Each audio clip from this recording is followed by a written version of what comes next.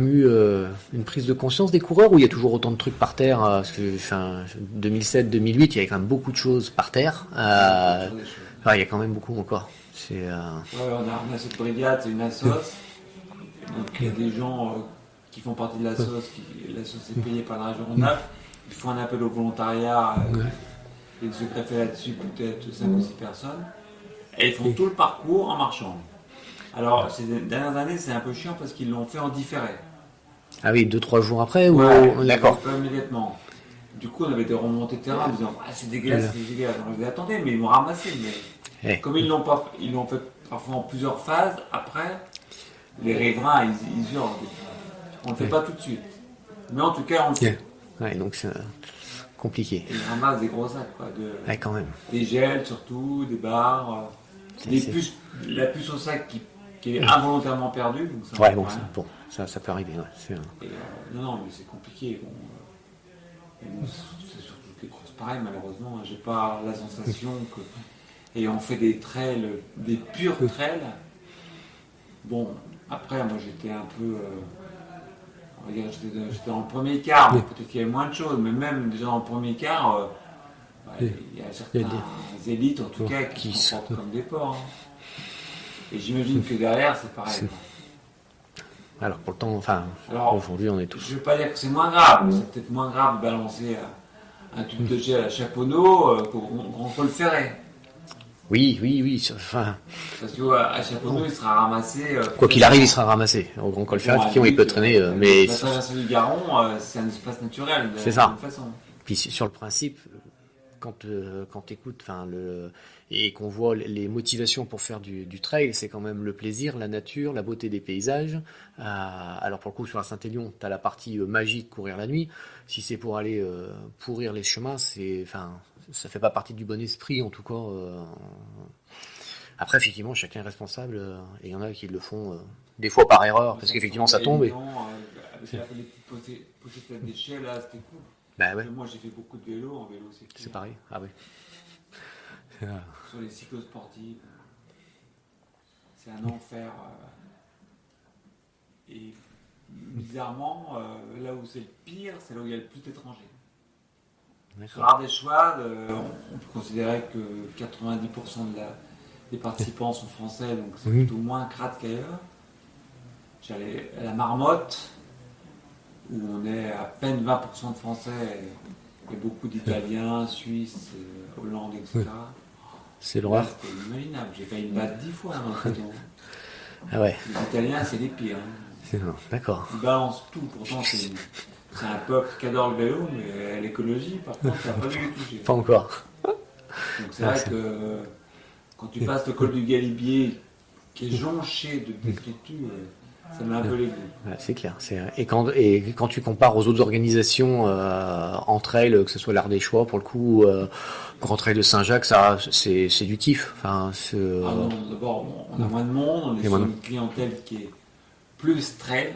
D'accord. Le problème de la Saint-Élion, c'est qu'on est Semi-route, roulant, donc même si aujourd'hui on a plutôt 65% de chemin, tu as quand même des routiers, beaucoup de routiers. Ben, je fais partie de ceux qui conseillent pour l'instant encore sur la Saint-Élion de courir en chaussures de route, parce que je dis que ça passe, à part sur les zones de verglas, mais tu vois. Moi j'ai dit le contraire. Oui, mais c'est plus pour mes sponsors, c'est-à-dire qu'effectivement. logique. Non, mais il y a 10 ans, les modèles de trail étaient plutôt lourds, etc. Aujourd'hui, oui, ça s'est adapté, c'est vrai. Ils sont légers, etc. Puis bon, effectivement, tu as beaucoup de routes, mais tu tombes dans une année très mouillée. Par contre, oui. Tu vas être content d'avoir quand même. Oui, un peu d'accroche. Un peu d'accroche. C'est clair.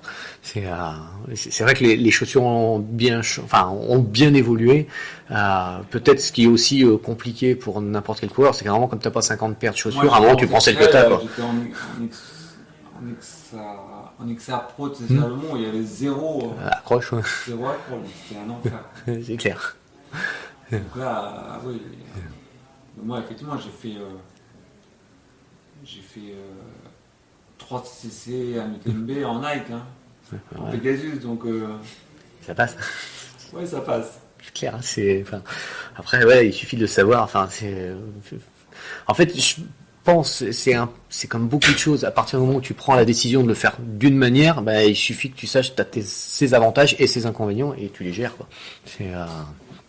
Donc voilà, non, c'est bien.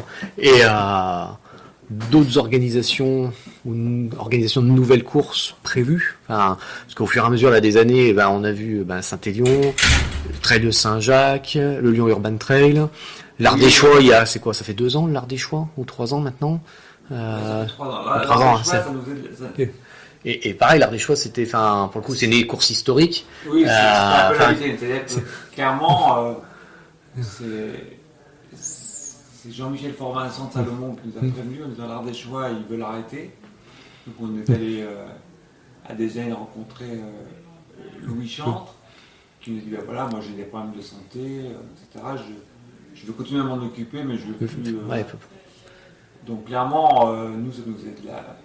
C'est une épreuve historique, bah, c'est c'est vraiment clair. fait de la peine. Elle est donc, énorme.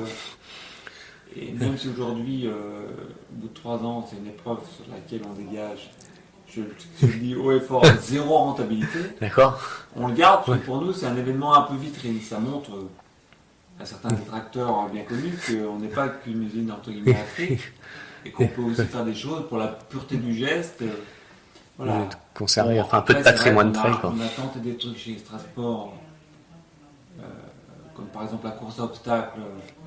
Et on était un peu à reculons parce que clairement c'est un concept qui ne me plaisait pas et qui en plus s'est avéré compliqué, pas rentable, etc. Et c'était plus un effet de mode. Donc, on a arrêté. On s'est lancé avec une grosse ambition sur Bordeaux-Paris il y a 4-5 ans. Et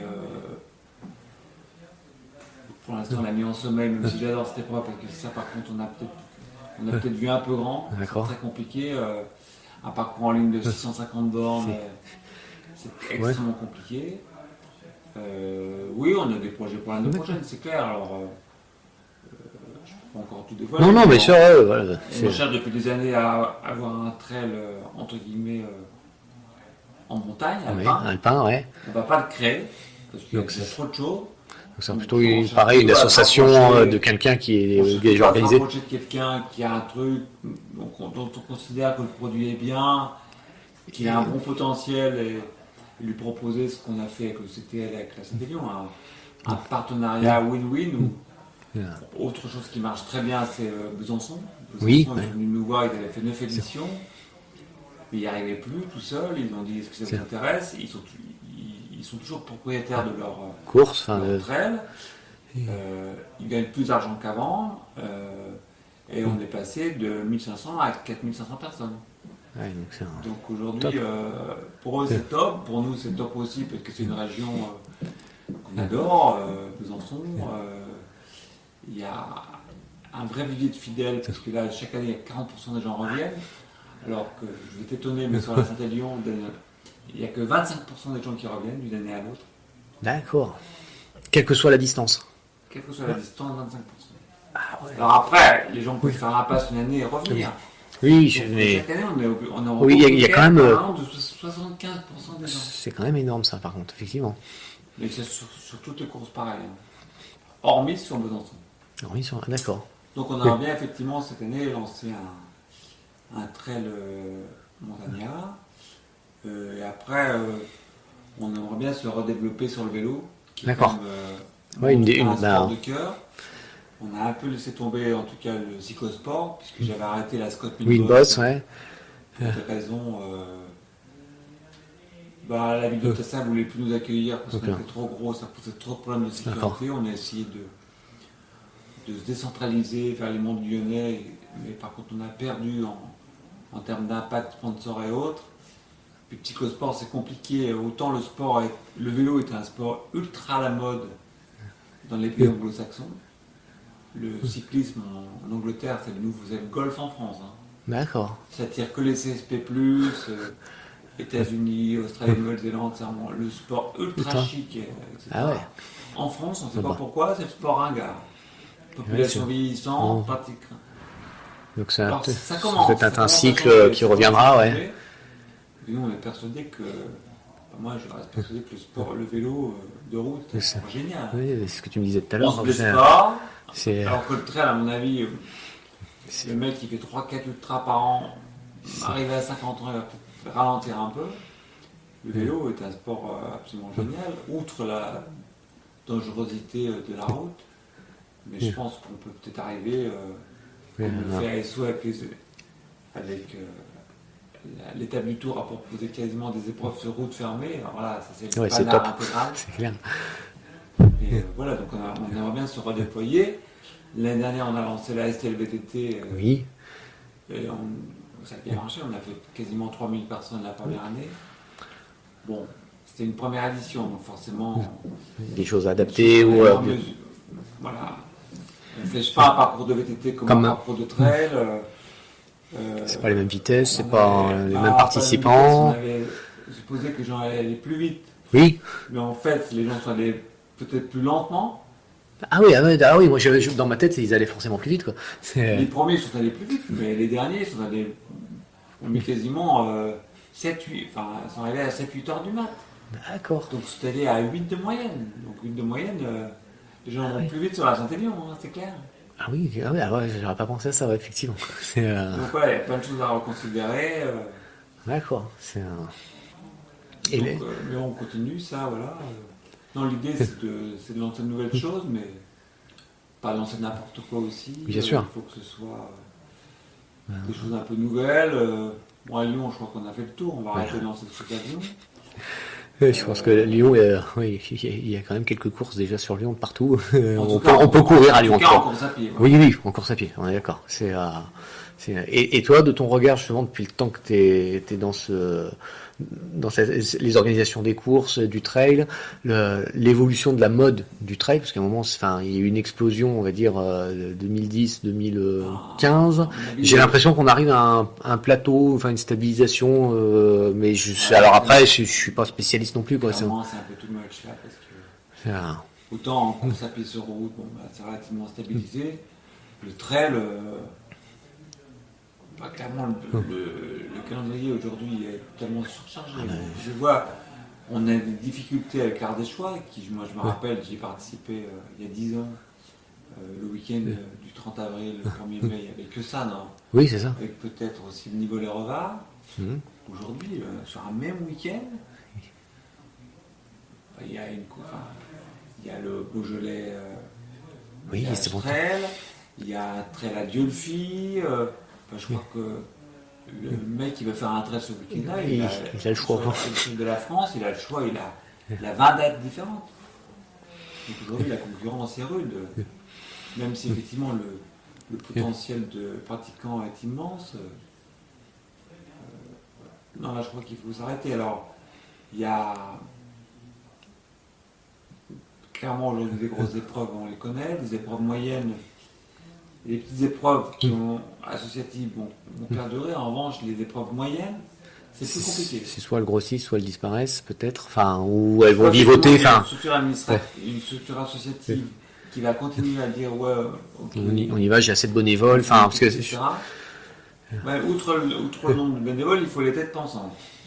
Donc, soit c'est une personne qui dit pas moi je vais faire ça quand j'ai 15 ans, 20 ans. On s'aperçoit qu'à partir du moment où la personne, la tête pensante veut passer la main, c'est plus compliqué. C'est comme ça qu'on a repris. On a pris la production déléguée de l'Ardéchois, du trail d'effort de Besançon, etc. Par contre, on n'a pas non plus vocation à reprendre tous les trails de France. Je ne te cache pas qu'on a refusé plein de demandes. D'accord. On dit, est-ce que vous voulez reprendre ça? On dit non. On pourra pas. Enfin, ouais. C'est un week-end surchargé, il n'y a pas de potentiel, ça ne nous intéresse pas. Ça n'apporte rien de nouveau. Ouais, c'est... Donc, à mon avis, on va en voir certains qui vont disparaître. Ils disparaître quand même, ouais. Et puis, je pense que ça va se stabiliser aussi. Enfin, tout le monde va pas faire que des super ultras, au-delà de 100 bornes, et qu'effectivement, la zone 30-60 km sera probablement là où les gens déjà se lancent déjà pas mal de défis. Oui, voilà, mais qui a un bon ultra de 70 bornes comme un Saint-Élion, c'est déjà pas mal. Moi j'ai fait ça longtemps, avant de monter plus et d'aller chercher l'UTMB parce que comme tout le monde à un moment t'as envie de le faire, enfin comme tout le monde, en tout cas comme beaucoup de monde, j'avais envie. J'ai fait beaucoup de courses d'abord de 70 bornes parce que ça me suffisait. Quoi.